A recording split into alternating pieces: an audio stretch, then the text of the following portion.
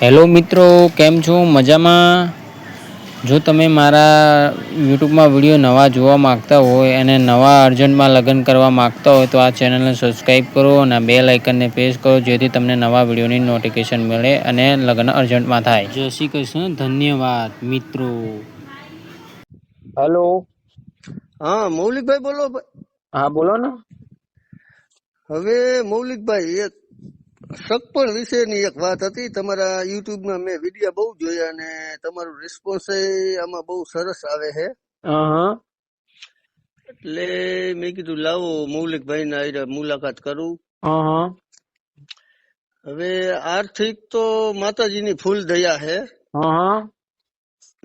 મારા ઘરના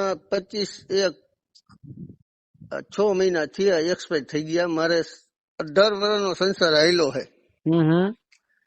18 વર્ષના સંસારમાં અમે કોઈ દી બે માણા બાઈજા બોલ્યા નથી. એવી રીતે અમારી જિંદગી ગઈ. પણ ભગવાનને એની ઈચ્છા છે ને તો એને લઈ લીધી. અને હવે હું મારો બાબો બે હૈ. બાકી અમારી હવે અમારા માજીની મૌલિકભાઈ એને જે સેવા કરી છે ને, હગી મારી બેનું સેવા ન કરી શકે ને એથી વિશેષ સેવા કરી હતી. એવું પાત્ર હતું મારે. એ હતું ઈ તો, પણ ઈ તો હવે ભગવાનના ધામમાં બિચારી વહી ગઈ. એટલે હવે એના તો મારે વાહે વખાણે બાકી રહ્યા છે. બાકી તો કોઈ વસ્તુ મારા આગળ છે નહીં એની.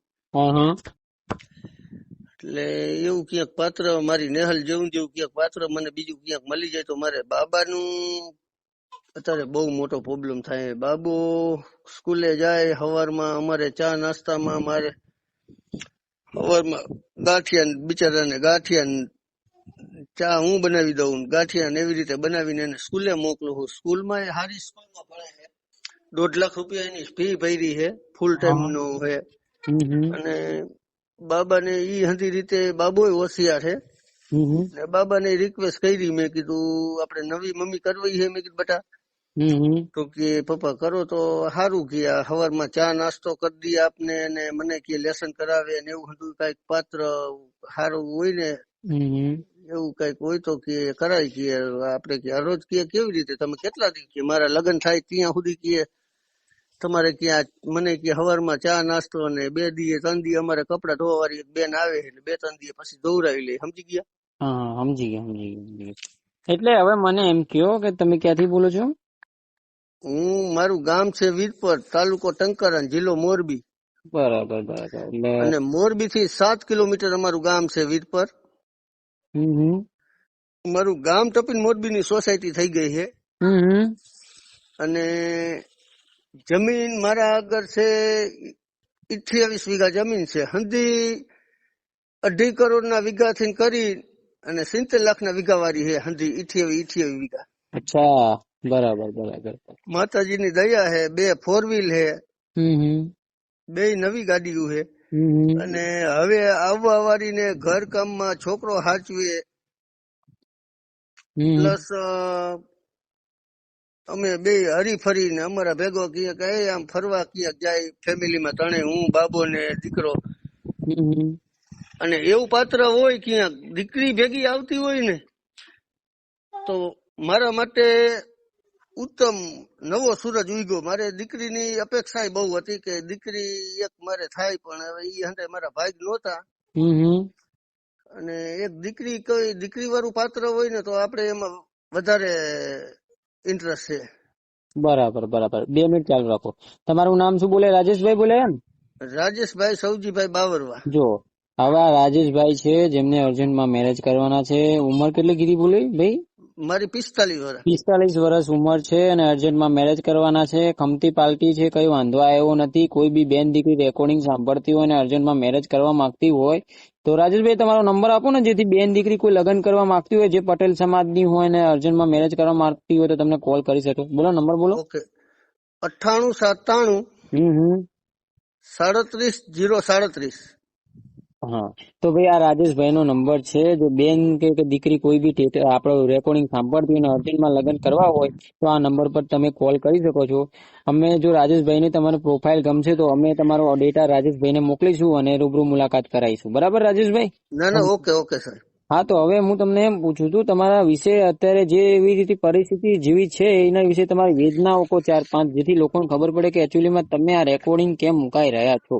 મારે મજબૂરી તો મેન વસ્તુ તો મારા બાબાની છે, અને આપણે હજી તો આપણી એજ છે 45 વર્ષ, હજી અડધી જિંદગી કાઢવાની છે આપણે.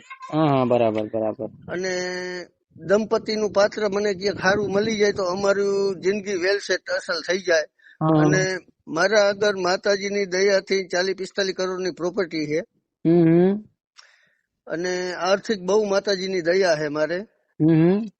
મારે અહીંયા આવી બાબાને કરે, બાબાના વેકેશન હોય એવી રીતે હરવા ફરવા જાય ભેગા. હા. અને મને ફરવાનો બહુ શોખ છે. બરાબર બરાબર બરાબર. અને મારા મિસિસ એક્સપાયર થઈ ગયા, એને મારી હારે ફરવાનો બહુ અમે શોખ હતો, એને ઈ મારી સાથે બહુ અમે ફર્યા. પણ એને તો બિચારીની જિંદગી એટલી હતી એટલે કઈ બીજું તો હવે તમને કઈ એનું કઈ વર્ણન કરવાનું નથી, તો ભગવાનના ધામમાં વહી ગઈ છે. એટલે કઈ વાંધો નહીં. જો હવે 2 મિનિટ ચાલુ રાખો.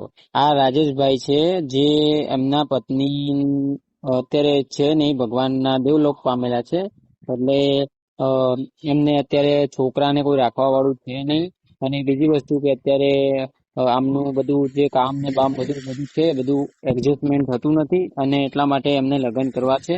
એટલે જો કોઈ બેન દીકરી જોતી હોય રેકોર્ડિંગ અને પટેલ સમાજની હોય અને અર્જન્ટમાં મેરેજ કરવા માંગતી હોય તો મારા નંબર પર કોલ કરી શકે છે. મારું નામ મૌલિક છે. આપણે મેરેજ કરવાનું જ કામ કરે છે, અને આપણે અર્જન્ટ વાળા જ કેસ લઈએ છીએ. જો અર્જન્ટમાં મેરેજ કરવા હોય અને તમને આ રાજેશભાઈની પ્રોફાઇલ ગમે છે તો તમે મને કોલ કરી શકો છો. આપણે તમારી પ્રોફાઇલ ને એને પ્રોફાઇલ મેચ કરીશું, તમને વાત કરાવીશું, પછી રૂબરૂ મુલાકાત કરાવીને 1 દિવસમાં ફેસલો કરી દઈશું. બરાબર રાજેશભાઈ? નહીં, ઓકે સર. હા, તો હવે મારે તમને એક જ સવાલ પૂછવાનો છે. જો માનો કે તમારી જોડે કોઈનો ફોન આવે તો શાંતિથી વાત કરવાની રહેશે, અને બરાબર, અને પ્રોપર ડિટેલ આપવાની, અને કોઈ બી કોન્ટેક્ટમાં આવે એટલે સીધી મને કોલ કરવાની, જેથી અમને આઈડિયા રહે કે તમે અત્યારે અમારા અંદર કોન્ટેક્ટમાં છો. અને નહીં, ચોક્કસ. ભૂલે ચૂકે બીજા કોઈના કોન્ટેક્ટમાં આવીને એવું વિચારી લેવાનું કે સસ્તામાં પટે છે, કામ થઈ જશે લગ્નનું, તો એવી કોઈ લાલચમાં ના આવું.